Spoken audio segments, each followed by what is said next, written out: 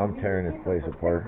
Gotta box things up and go through stuff, so this is a bunch of knickknacks out of that cupboard, and I got boxes piled up in the back room, and bags there, and bags and boxes there, and crap in there.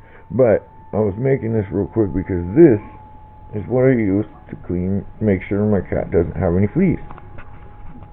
I just come up here and give him a little brush. Yeah, brush the kitty. There go, Bill. See, he's just a purring away.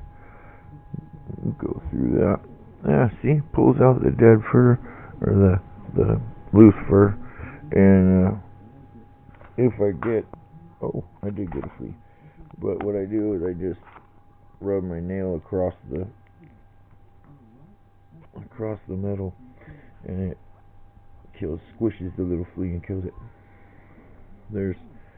I'll tell you what, it's the best way I've found. It's a nick comb for head lice, but like I get head lice for real. No, I use this for taking the fleas off my cat and any other cat I can get my hands on that will lay still long enough. But this thing is the most amazing thing. You could just go over your cat in the morning. It takes out all that fur it's going to shed, or most of it anyway, and you could just ball it up, throw it in the garbage, and make sure that you don't have any flea buildup on your animal. To me, Mr. Handsome goes in and out every day, so I couldn't imagine not looking after the fleas, making sure he doesn't get pestered by them. Weather's getting nicer. Usually we have a really bad flea outbreak at least once a year, but I found a diatomaceous earth in your carpet and around your doors, even on your porch, helps a ton. Like, the fleas can't lay their eggs, they can't reproduce, they can't even walk on this stuff. I guess it just cuts up their skin or whatever, or their carapace. But the neck comb seems to be the quickest, easiest, pain-free way to get the fleas off my cat. No chemicals, no weirdness. I've had real problems in the past with commercial flea collars and with flea liquid. They're not with Mr. Handsome so much, but another cat that was around, when I put a flea collar on her, all the fur on her neck started to fall out, and she got a rash from it. So I cut it off of her and never put one back on her. I tried 2 different liquids, and I felt so bad, because the first one I tried, 2 of the cats ended up with a terrible skin irritation from it. I don't understand how these products make it on the market myself, but the skin irritation, what do? You put it on, you put the stuff on your cat, and then it's too late. It's not like you can just grab a cat who's not enjoying its life and force it into a shower or a bath and long enough to rinse it off. At least not with these cats anyway. I'm not stupid. But then I tried another type of collar last year that was supposedly much, less chance of allergic reaction, and it worked, actually.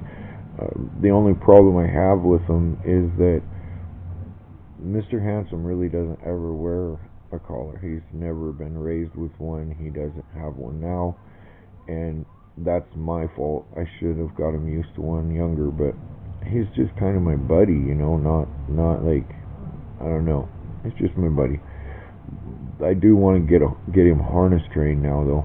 That's going to be fun. He's a big boy, and at least he loves me, so there's trust between us. But anyway, Nick Cone. I recommend that anybody who really loves their cat, rather than put them through the chemicals and the headache and hassle. I noticed that Mr. Handsome, if there's a collar on him, which I did put, like I said last year, I found a collar that worked, but the whole time it was on, it seemed to be a bother to him. When he scratches his neck, it became an issue. You could tell there was a problem there, and I don't like anything that's truly annoying my cat. That just bothers me to no end. So that's the answer, and really, it's the answer. You can start on them if kittens happen to have a breakout of fleas. There's no safe products on the market for babies, for the kittens. But this, chemical free, harmless, as long as you're careful with it. You just hold it at an angle. I kind of go down almost like this. Just trying to grab my cloth. I just lay it like that against the skin and bring it down, going along with the skin. I'm not like this with it, and I'm not stabbing it into him. The tips are rounded, and you just lay them against the skin and pull it along with the fur. Don't go against it. And they seem to really, once you start with it and get them used to it, at first I think when they see this thing, it's a little freaky to them. But after they realize that you're actually like rubbing against their skin with something, they seem to like it, really. I mean, they all purr when I do it, or when I start doing it. And after the fleas are gone, of course, their life is much better. And my life is much better. Haven't had a flea bite yet this season, so we'll see what happens. Peace. I hope you and your cats are well.